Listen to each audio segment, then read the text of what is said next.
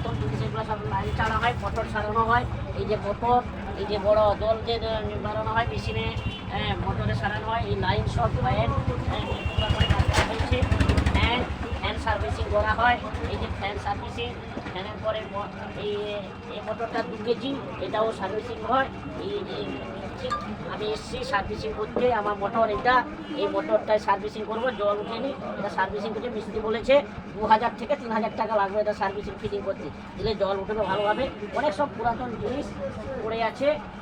আমি বললাম রুজি রোজগার কেমন, এই যে কাস্টমারের রুজি রোজগার খুব ভালো হয়।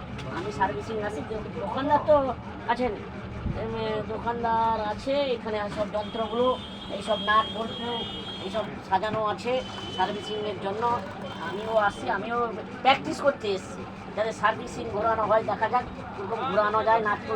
এই যে নাটটা ঘোরানো হয়, এই সার্ভিসিংয়ের নাট, এই যে রেঞ্জ, আর কি রেঞ্জ বলে, রেঞ্জ নিয়ে আমি সার্ভিসিং করতে এসেছি, এরকম ঘোরানো কি এইসব নাট পাট খোলা